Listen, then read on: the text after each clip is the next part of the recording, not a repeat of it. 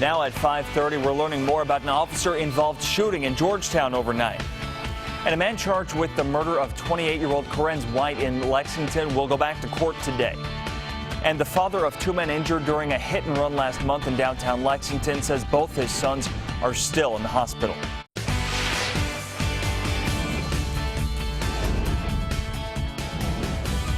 This is WKYT This Morning.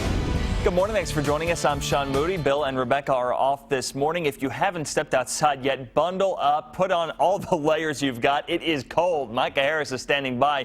Look at these temperatures. Yeah, they don't feel great. I think you have two people here that can attest to that. And, you know, when you step out the door, you'll need a big coat this morning. You'll need one by the afternoon, too. A little frost on the windshield. Good news is we don't have much falling out of the sky. Say much. If you go down toward the far southeastern zones, or maybe a few flurries, but for the most part, we've cleared some things on out. 8 degrees now in Monticello. We're at 6 degrees in Fort Knox, back toward I-65. Get into the afternoon at 29.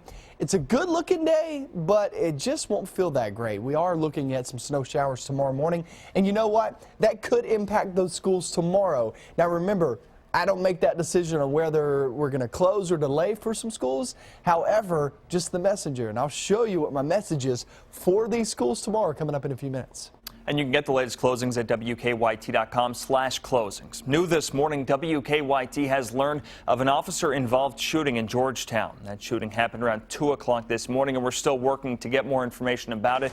WKYT's Mark Barber joins us live with what we know right now. Good morning, Mark. Good morning, Sean. That man who was shot by Georgetown police is now being treated here at UK Hospital this morning. Now, officers are telling us that while they cannot release how seriously he is hurt, that may not be something that is available to them this morning.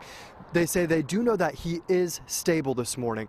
Now, they do think that he was shot several times by officers. Now, there are not a lot of details available to the media this morning about exactly how the shooting happened and when it happened.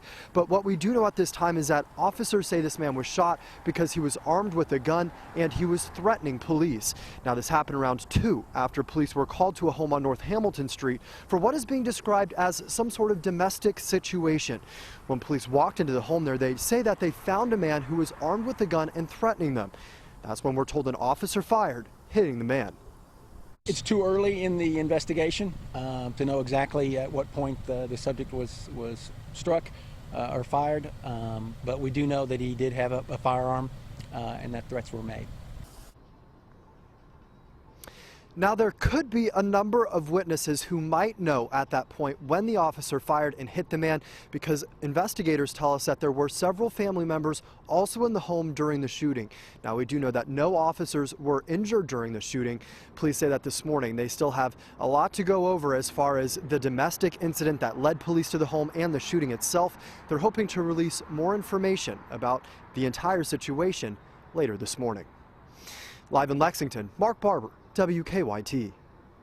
Mark, thank you. This morning, a man charged with murder will be back in court here in Lexington. Donald Rourke Jr. will go before a judge for a preliminary hearing. He faces charges of murder and tampering with physical evidence. A week ago, Rourke pleaded not guilty to those charges. Police say he shot 28-year-old Corinne White the first weekend of the new year outside an apartment complex on Red Mile Road. White's family members say he knew Rourke. The mother of one of the daughters of Lexington's first murder victim of 2016 is pleading for change. Adriana McKeedy says the violence needs to stop. Lexington police say someone shot 28-year-old Joseph McDowell on Roosevelt Avenue on New Year's Day. McDowell and McKeedy had an 8-year-old daughter together, and Saturday that little girl and the rest of McDowell's family and friends had to say goodbye. It's my generation. These are people that I grew up with that are killing these other people, and we have to realize that we all have kids now, and these kids are looking up to us, and if we keep on doing this, this is what they're gonna think that's okay. And we gotta do better for our babies. We have got to do better for our babies. So far, police have not made any arrests in that case, and they haven't released a motive for the shooting either. Tonight, family and friends will remember the murder victim from Lexington's third homicide. A candlelight vigil will be held at 7 o'clock tonight at Gardenside Park for 18-year-old Caleb Hallett. Police say Hallett was one of 2 men shot near UK's campus on University Avenue early Saturday morning. The Fayette County coroner said Hallett died at UK Chandler Hospital. So far, no arrests have been made in the case. Tough start to the year here in Lexington. This morning, deputies in Wolfe County are still looking for 2 men accused of shooting 2 people. That shooting happened around 9:30 yesterday morning on Quillen's Chapel Road near Campton. Deputies tell us the 2 victims had pulled over on the road when 2 men in a red 4-door pickup pulled up and started shooting at them. They hit one man in the hip and the other in the leg. Both, we're told, are at Kentucky River Medical Center in Jackson, and they are expected to be okay. The father of 2 men injured during a hit-and-run last month in downtown Lexington says both of his sons are still in the hospital. One of his sons, he says, had to have his leg amputated. William Hockaday says his son, William, is now in a critical care unit at UK Hospital. Doctors amputated his left leg. He says his other son, Clarence Hockaday, is still waiting to have surgery. Lexington police say driver Aziel Iralo Lavaco hit and seriously injured the 2 brothers and a 3rd man, Michael Nipper, back in December. Officers say Iraola Lavaco was drunk. Lexington police are still working to figure out what caused a 2-car crash yesterday afternoon. Police say a truck and a car collided near the intersection of Paris Pike and Old Paris Road just after 5:30 yesterday. The impact of that collision rolled that truck over. Police say everyone walked away from that crash. You've probably heard by now how American actor Sean Penn met with drug lord Joaquin El Chapo Guzman while Guzman was on the run. He got the interview with help from Kate Del Castillo. Penn said she was the link between him and the drug lord, and she's one of Mexico's most popular actresses, best known for her starring role as a drug cartel leader in a soap opera there. She's also a known supporter of El Chapo. Someone like that, at least we know who he is. We know what he does. We know what his profession is. The others sometimes are worse criminals and have numbed us and hide everything from us. Mexican authorities say they want to question Del Castillo after her help arranging that interview. Today is going to be a cold one. It's already a cold one, and so are the days ahead. Many of you can go ahead and throw on another layer, maybe another and another. But what about those who can't? WKYT's Mike Byer takes a look at how one Lexington volunteer group is helping out. With these dangerously cold temps in the area, the Catholic Action Center is working to keep our homeless warm and safe. This is where the Compassionate Caravan comes into play. The program consists of volunteers who have one common goal: to help the homeless. Each group of helpers takes along blankets, scarves, hats, gloves, and coats. They then find those in need, giving them supplies for the frigid nights and also offering them a ride to a shelter. The Catholic Action Center has also added a new phone number this year for the Compassionate Caravan line. This is where people can call if they see someone who needs warm gear or needs to get inside to a warm place. All the caller has to do is give the location of the person in need. Once the call is made, the person will be checked on within 12 hours. Now, we have that number on our website at WKYT.com. Volunteers say you can text or call the number. Live in Lexington, Mike Byer, WKYT. Mike, thank you. Snow and ice caused quite a few wrecks on central Kentucky roads over the weekend. Yesterday here in Lexington, police said there were 15 non-injury wrecks, 3 crashes with injuries, and several cars that just slid off the icy roads, all in about a 5-hour span. One car ended up actually hitting a fire station near Maxwell Street and Woodland Avenue, and 2 police cruisers were also involved in crashes. Over in Woodford County, crews had to close the entrance ramp from US 60 to the Bluegrass Parkway for about an hour because of several crashes there. Now remember, you can always track the cold and snow and check out the forecasts on WKYT.com and the WKYT News app. 5:40 now on your Monday morning. Time to check out our live drive traffic this morning. Looks like everything is in the green for the most part down toward Harrodsburg. See a little bit of a red there, and just west of Nicholasville. For the most part, though, so far on the roads this morning, no big issues. Everything's staying in the green. It is cold out there, so certainly bundle up. It is 5:40 on your Monday morning. Still a lot more to come. You'd think that some places in Canada would be used to the cold weather, but we'll see we've separated 2 sides of the country when WKYT This Morning returns. Pretty calm and quiet out there this morning, but we're looking northbound. The system is coming together. Doesn't look like much now, but when it gets toward us, it'll spit out some snow showers, and I'll have that coming up next. Now, your hour-by-hour forecast with meteorologist Micah Harris. Pretty cold, but pretty quiet outside this morning. We do have the clear skies out and about for the most part.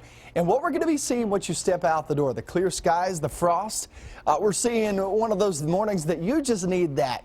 The biggest coat you have in your closet, you better grab it. You better hold on to it this morning and toward the afternoon too, as it just doesn't feel great toward the afternoon as well. We're at 12 degrees now in Richmond. That goes for Berea, and work your way southbound into the London-Corbin area.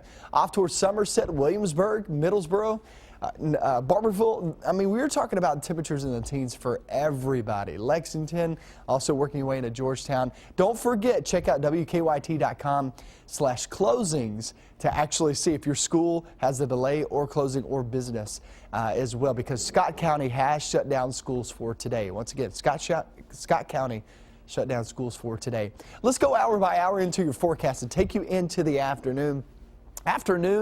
It'll feel better, but it's still pretty cold. I mean, we're talking about extremely cold conditions today. They're in the 20s, and we're really going to be there in the mid to upper 20s later on this afternoon. Maybe a couple of 30s down toward the south and southeast with that mixture of sun and clouds. Then we go into tomorrow and into the following afternoon. Watch this. Here's the start time for that snow tomorrow. Anywhere from 4 a.m. to 7 a.m. for north of Lexington. Lexington, I would say roughly about, I would give it anywhere from 5 to 7. That's probably your best bet. And then you make your way south of that, 7 a.m. to 10 a.m. That takes you from the Cumberland region all the way through portions of the Bluegrass and up toward the northeast. That it does include Moorhead, and that does include Vanceburg as well. Go south of that into the London-Corbin area. We're talking about 9 a.m. to about 11 a.m.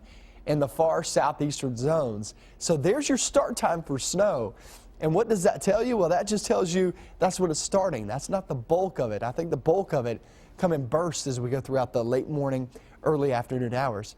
So it's going to be one of those decisions for the superintendents and the school officials tomorrow morning on whether we're going to be seeing some of those schools delayed or even closed for the day. Good news is we got through November, we got through December for the most part, and we're still looking pretty decent in terms of no big snow in the forecast. However, you see the red on there, and that does indicate we are going to have that first alert severe weather day tomorrow, because it's going to be an impactful snow. It's not a huge impact, and it's not a lot. I would say anywhere from a coating to about 1 inch for most.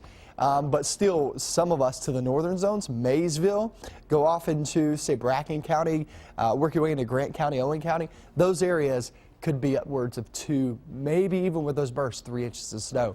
That is tomorrow, kicking off tomorrow morning and working your way through the day. Remember, the actual burst of snow actually come late in the morning, early afternoon.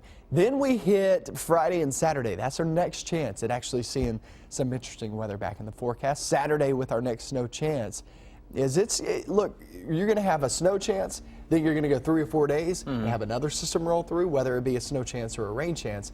But that's just the kind of pattern we're in for the next couple of weeks. It's a real shock to the system after the past couple of months. Yeah, the past couple of months have been really nice. Yeah. 60s, 70s, but not anymore. Back where we should be. That's right. Well, thanks, Micah.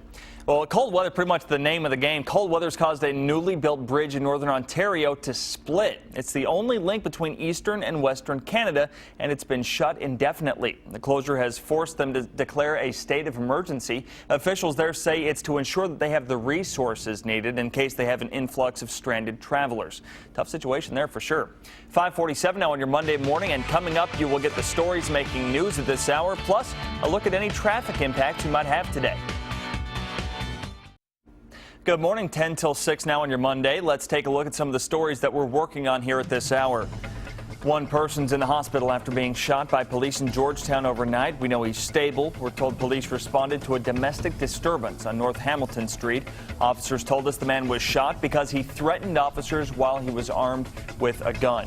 Emotions were running pretty high during that Cincinnati Bengals and Pittsburgh Steelers wild card game over the weekend. In all, officers arrested 6 fans. Those 6 face assault charges, and a Cincinnati newspaper reports one of those arrested is a Kentucky man. Police say 33-year-old Martin Cook from Germantown urinated on the person in front of him at Paul Brown Stadium. He's also accused of punching a man in the face.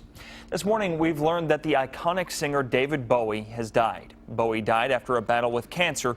He was 69 years old. His representative, Steve Martin, said Bowie died peacefully and was surrounded by his family. Bowie had just turned 69 on Friday, the same day he released his new, now final album called Black Star. The International Red Cross says an aid convoy should reach the Syrian city of Madaya within days. This week, the United Nations says it's received credible reports of people dying of starvation there. Officials say the aid convoy could feed 40,000 people for a month, but they caution that regular access is needed.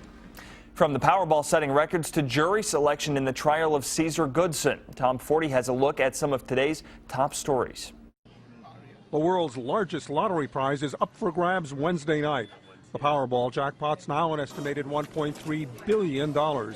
So high, most Powerball signs cannot display the huge payout because they're not made to register into the billions.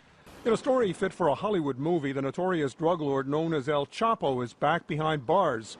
He could be headed to the U.S. in a few weeks. Mexican authorities have notified Joaquin Guzman he is wanted in the U.S., which is one of the first steps in the extradition process.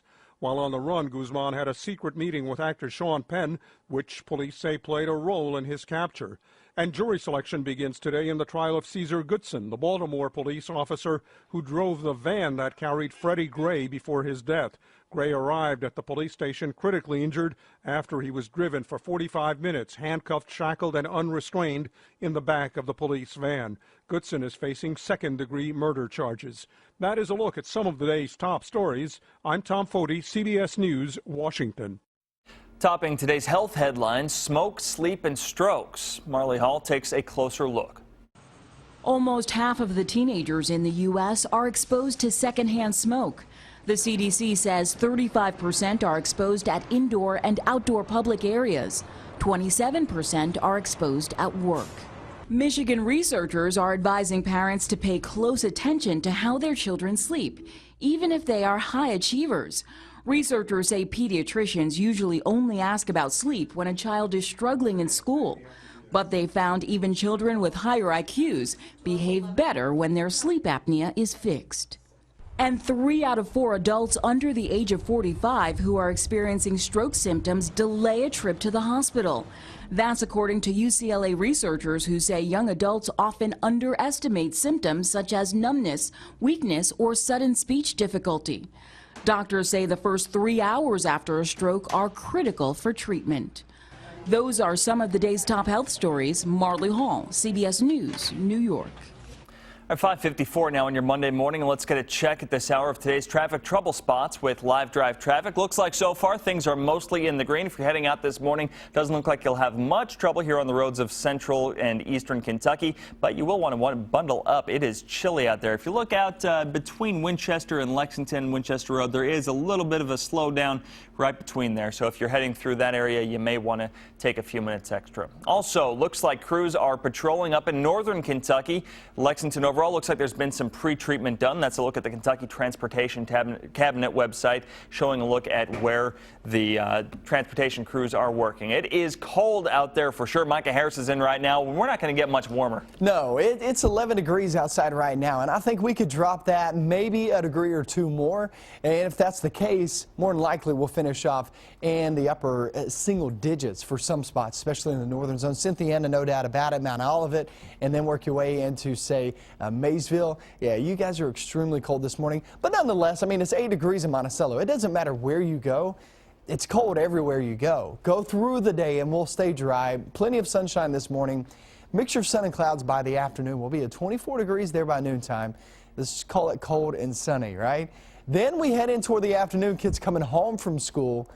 We're at 29 degrees. Don't forget, guys, we have the school closings online on WKYT.com/closings. You can find those there with a couple of spots already closing this morning. But 29 by the afternoon, I'll tell you this, we go in toward the next few days, that number will not change. However, these sky conditions will. That's tonight and into tomorrow that we actually see that snow move on. And we're going to talk more about that snow coming up with the next hour of WKYT News. I'm going to talk timing and also who's going to get accumulation. That's the question. That's what everybody wants to know. And I'll go over that coming up in just a few minutes. All right, 5:56 on your Monday morning, and there's still much more to come. Coming up at 6, we're tracking an officer-involved shooting in Georgetown this morning. We know one man is at UK Hospital. Stay with WKYT as we work to get more details on that. You are watching WKYT this morning.